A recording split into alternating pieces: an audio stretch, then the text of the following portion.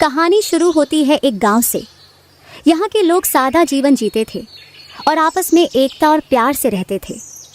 मगर हाल ही में कुछ समय से गांव का माहौल कुछ अजीब सा हो गया था।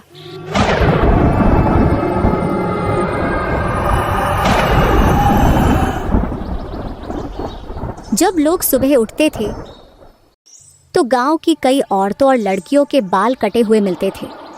पहले तो किसी ने इस बात पर ज्यादा ध्यान नहीं दिया, मगर जब यह रोजाना होने लगा तो हर कोई डर से कांपने लगा।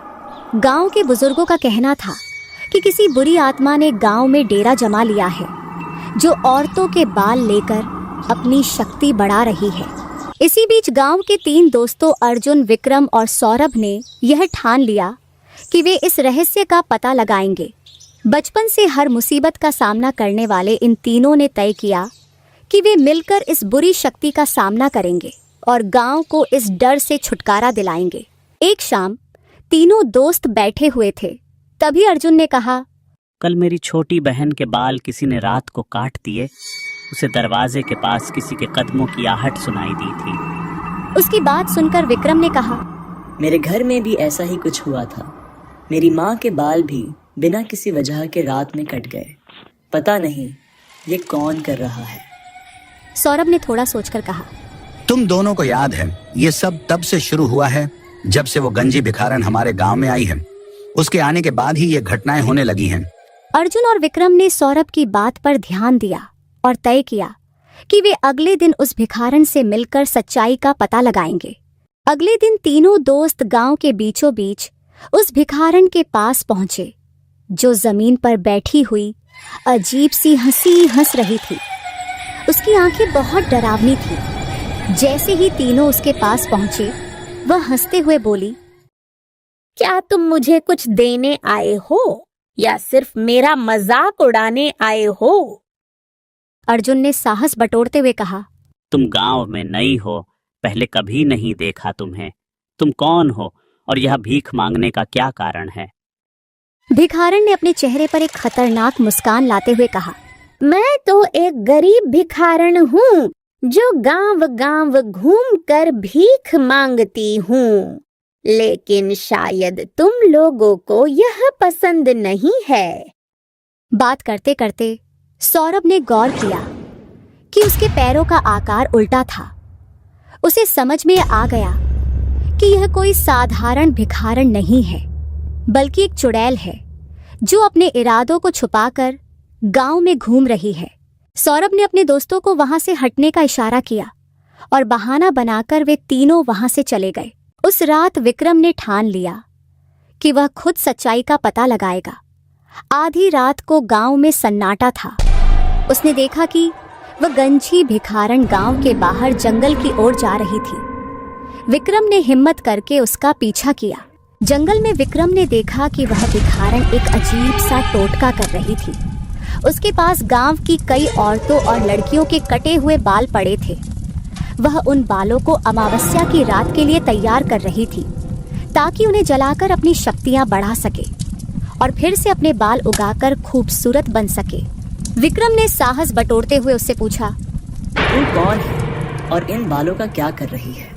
भिखारन विक्रम को देखकर अपने असली रूप में आ गई और बोली, मैं एक चुड़ैल हूँ। मैं अमावस्या की रात इन बालों की बलि दूंगी, जिससे मुझे अपने खोए हुए बाल और शक्ति वापस मिल जाएगी। और जैसे ही मेरे बाल आएंगे तो जिन सबके बाल मेरे पास है वो हमेशा के लिए गंजी हो जाएंगी। और यह बोलकर वह जोर जोर से हंसने लगी। उसकी बातें सुनकर विक्रम डर गया, क्योंकि आज ही अमावस्या की रात है। तभी अर्जुन और सौरभ भी वहां विक्रम को ढूंढते हुए पहुंच गए और उसे देखकर तुरंत उसके पास आए। तीनों दोस्तों ने चुड़ैल को घेर लिया था, लेकिन जैसे ही उन्होंने चुड़ैल पर हमला करना शुरू किया, चुड़ैल ने जोर की चीख मारी और अपनी शक्तियों से तीनों को हवा में उछालकर दूर फेंक दिया। वह अब और भी भयानक और गुस्से में दिखने लगी। उसकी आंखें लाल हो चुकी थी और चेहरा डरावना हो गया था।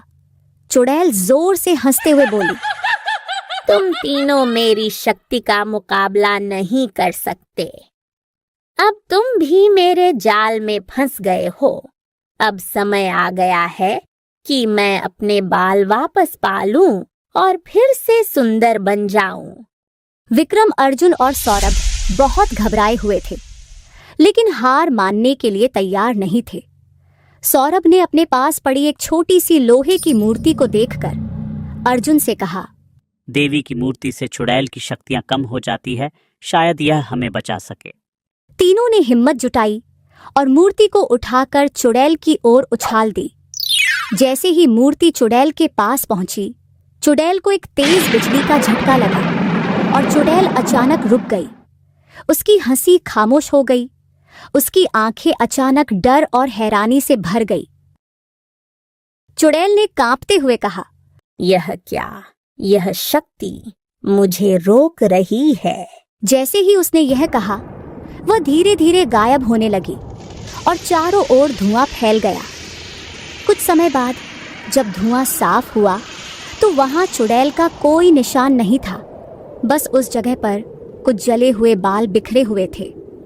गांव में फिर से एक गहरा सन्नाटा छा गया, लेकिन किसी अनजाने डर के साथ अर्जुन ने डरते हुए पूछा, क्या वह सच में खत्म हो गई या कहीं छुप गई है? सौरभ ने धीरे से जवाब दिया, मुझे नहीं पता, लेकिन अब हमें सतर्क रहना होगा। शायद उसने खुद को इस बार के लिए रोक लिया हो, पर यह जरूरी नहीं कि वह फिर कभी वापस नहीं आएगी।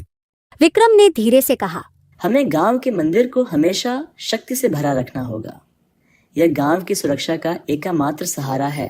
तीनों ने हर पूर्णिमा की रात वहां दीपक जलाने का संकल्प लिया, ताकि उस बुरी शक्ति का फिर से सामना न करना पड़े। गांव वालों से उन्होंने इस बात का जिक्र नहीं किया, पर तीनों की आंखों में एक रहस्य छिपा हुआ था। अब गांव में शांति तो लौट आई थी, पर इस रहस्य का डर भी हमेशा के लिए उनके दिलों में बसा हुआ था। रात को हल्की सी हवा चलती तो गांव के लोग कहते, सावधान रहना, शायद वह फिर से लौट आए। और इस तरह गांव को उस चुड़ैल से फिलहाल के लिए छुटकारा मिल गया।